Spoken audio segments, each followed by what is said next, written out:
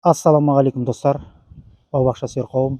Мен өткенде жүзімдерді ашқан кезде осындай жүзімдердің шыбықтарынан кесіп алып, мынандай бәңкіге су құйып, кішкене ішіне витаминдерін қосып, шыбықтарды суға салып қойғанмын. 20 шақты, одан да көп уақыт болды. Міне көріп тұрғаныңыздай әдемі болып бүршік жарып тұр. Бәрі де әдемі болып бүршік жарып, міне көгеріп тұр. Енді бұны тәжірибе, практика есебінде көріп жатырмын.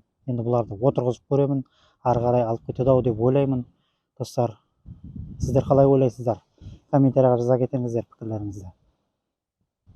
Кеш болса да енді осыларды отырғызып көремін, ары қарай алып кетеді ау деп ойлап. Достар, ойларыңызды комментарияға жаза кетсеңіздер.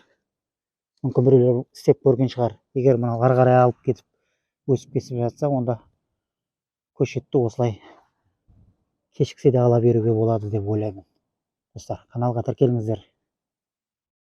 Бәрін отырғызамыз. Бұларды ары қарай видео түсіру барысында сіздерге көрсететін боламын. Не болғанын. Мінекей, есебінде отырғыздық.